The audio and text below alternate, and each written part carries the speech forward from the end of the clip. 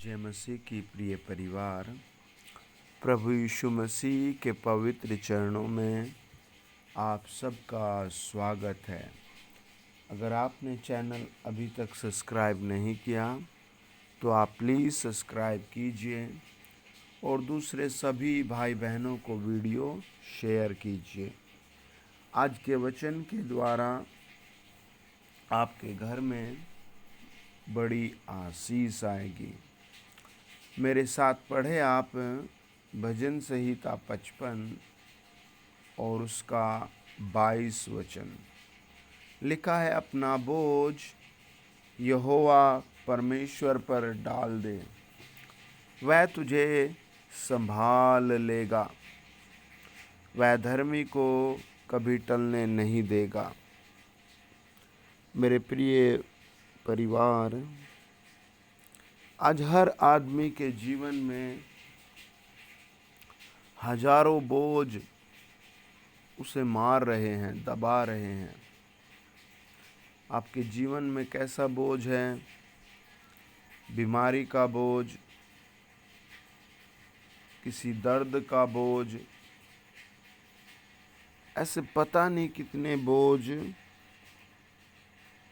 आज लोगों को परेशान कर रहे हैं। परमेश्वर का हृदय देखिए क्या कहता है।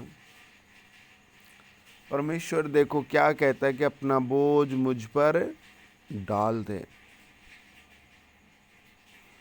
कोई कहता है ना, आपने दुनिया में, मैंने दुनिया में सुना है कि अपना कार्य स्वयं करो, लेकिन प्रभु ने क्या कहा?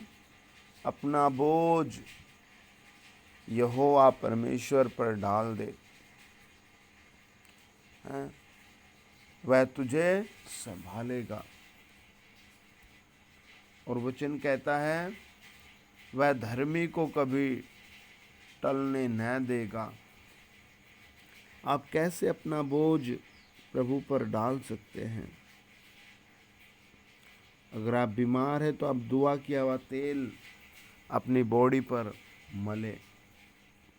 अगर आप किसी बड़ी क्लास में पढ़ना चाहते हैं तो आप प्रार्थना करके प्रभु से कहकर पढ़ने के लिए कदम बढ़ाएं। अगर आप घर बनाना चाहते हैं तो आप प्रार्थना करके शुरू करने की कोशिश करें। प्रभु कोई ना कोई प्रबंध करता जाएगा। एवरी डे प्रभु कोई ना कोई प्रबंध करता जाएगा। प्रभु प्रबंध करने वाला परमेश्वर है। प्रभु आपके लिए हर तरह की चीज़ का प्रबंध करेगा। बड़ा मुश्किल होता है दुख के समय में इस बात का भरोसा करना कि कोई मेरी मदद करेगा और असंभव काम को करने में मदद करेगा। जिसका हो जाता है उसे सौपन जैसा लगता है, जिसका नहीं हुआ उसे पहाड़ जैसा लगता है। इन दोनों के बीच में आप क्या करें? भजन 55 और उसके 17 वचन में लिखा है, सांझ को, भोर को, दोपहर को, तीनों पहर में दुहाई दूंगा और कराहता रहूँगा और वह मेरा शब्द सुनेगा। है ना, ये भरोसा है, ये उस काम के बीच में है। आप सुबह को, दोपहर को, शाम को लगातार प्रार्थना करते जाएं। प्रभु से कहते जाएं, प्रभु मेरा प्रबंध करो, प्रभु मेरा प्रबंध करो, प्रभु मेरा प्रबंध करो, प्रभु मेरा प्रबंध करो, प्रभु मेरा प्रबंध करो। प्रेरितों के काम 3 अध्याय बताता है। एक से लेकर हम पढ़ेंगे 10 तक। पतरस और यूहन्ना तीसरे पहर प्रार्थना के समय मंदिर में जा रहे थे और लोग एक जन्म के लंगड़े को ला रहे थे, जिसको वे प्रतिदिन मंदिर के उस द्वार पर जो सुंदर कहलाता है बैठा देते थे कि वह मंदिर में जाने वालों से भीख मांगे। जब उसने पतरस और यूहन्ना को मंदिर में जाते देखा तो उनसे भीख मांगी। पतरस ने यूहन्ना के साथ उसकी ओर ध्यान से देखकर कहा, हमारी ओर देख। अतः वह उनसे कुछ पाने की आशा रखते हुए उनकी ओर ताकने लगा। तब पतरस ने कहा, चांदी और सोना तो मेरे पास है नहीं, परंतु जो मेरे पास है वह तुझे देता हूँ। यीशु मसीह नासरी के नाम से चल फिर।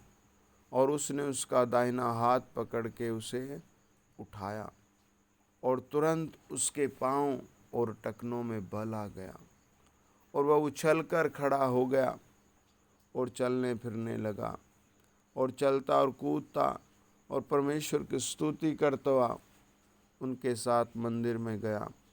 सब लोगों ने उसे चलते फिरते और परमेश्वर की स्तुति करते देखकर उसको पहचान लिया कि यह वही है जो मंदिर के सुंदर फाटक पर बैठकर भीख मांगा करता था। और उस घटना से जो उसके साथ हुई थी वे बहुत अचंभित और चकित हुए थे। इस आदमी की सिचुएशन भीख मांगना थी। जब आदमी की सिचुएशन खराब होती है तो उसे कहीं और पहुंचा देती है। लेकिन इत्तेफाक देखो, ये एक दिन प्रभु यीशु के दो भक्तों से मिला, प्रभु यीशु के दो चेलों से मिला, या ये कहिए चेले इसके पास आ गए। ये बहुत बड़ा गेट था, 75 फीट के लगभग, और यहाँ ये बहुत बड़ा मंदिर था। और यहाँ एक लंगड़ा नहीं, हज़ारों लंगड़े अंधे भीख मांगते हैं।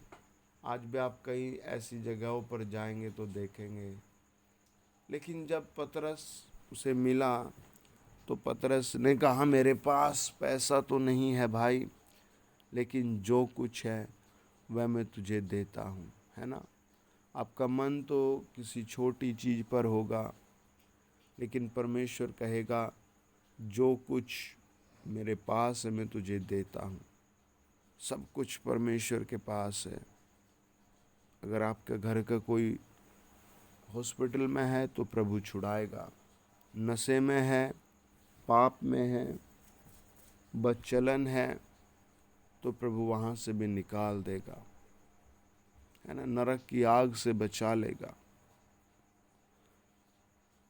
परमेश्वर का वचन बताता है कि आप अपनी चिंता उस पर छोड़कर उसमें बने रहें। सबसे बड़ी बात होती है प्रभु में बने रहने की। आमीन। आइए प्रार्थना करें। आप जहाँ कहीं भी मुझे सुन रहे हैं, आज परमेश्वर आपके जीवन को एक अनमोल जीवन बनाएगा। भले ही डॉक्टर ने आपको मना कर दिया, भले ही वैद्य हकीम ने आपको मना कर दिया, भले ही आपकी परिस्थिति ने आपको मना कर दिया, लेकिन जीवित परमेश्वर प्रभु यीशु असंभव को संभव करेगा। परमेश्वर का वचन बताता है, निर्गमन 11 अध्याय, वो लोग बहुत डरे हुए थे, उनके पास कोई भी आसरा नहीं था। परमेश्वर ने उनसे कहा, तुम पर तो कोई कुत्ता भी नहीं भौंकेगा। जब वो अपनी दृष्टि से देखते थे तो सैनिक चारों तरफ थे, लड़ने वाले, मारने वाले। निर्गमन 14 अध्याय बताता है वो उनके पीछे पड़े हुए थे अपने रथों में, और वो पैदल चल रहे थे। परमेश्वर ने उनसे कहा कि ये तुम्हें छू भी नहीं पाएंगे। जब परमेश्वर काम करता है तो परिस्थिति भी अलग हो जाती है। आज आपका नंबर है, आइए प्रार्थना करें। अपने सर पर हाथ रखें। अगर आपको दर्द है उस जगह पर हाथ रखें। अगर आपके घर में किसी को ऐसी तकलीफ़ है तो उस पर हाथ रखें। अपने डॉक्यूमेंट पर हाथ रखें। होली फायर को धन्यवाद, प्रभु यीशु को धन्यवाद, पवित्र पिता को धन्यवाद, चंगा करने वाले यीशु को धन्यवाद। सृष्टि बनाने वाले प्रभु को धन्यवाद।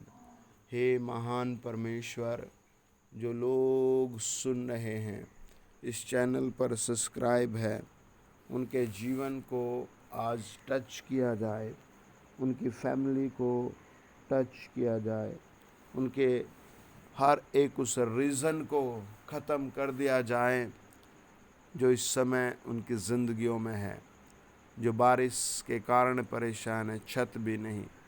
मैं उनके लिए घोषणा करता हूँ, जिनके पास खाना नहीं, हेल्प नहीं, उनके लिए प्रार्थना निवेदन करता हूँ, आज ही परमेश्वर हेल्प भेजे। आज ही सारी दुष्ट आत्माएं गिर जाए, आज ही सारी प्रॉब्लम ख़त्म हो जाए। एक नई आशीष प्रभु यीशु नाम से उतर आए। यहोवा यहोवा यहोवा यहोवा आपकी स्तुति हो।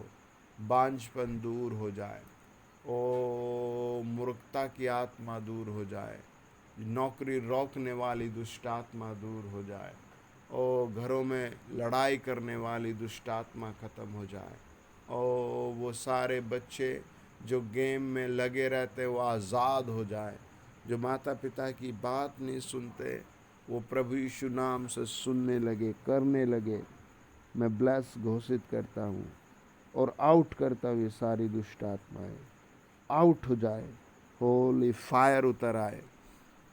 In the name of Jesus, in the name of Jesus, in the name of Jesus Christ, प्रभु यीशु नासरी के नाम से ब्लेस हो जाए, प्रभु यीशु नासरी के नाम में ब्लेस हो जाए।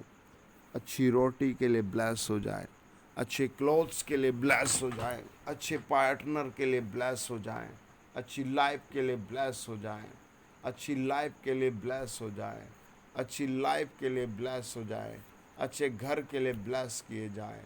In the name of Jesus, प्रभु यीशु नासरी के नाम से हम दुआ करते हैं। आमीन आमीन। कॉन्ग्रेचुलेशन। आमीन। God bless you dear family.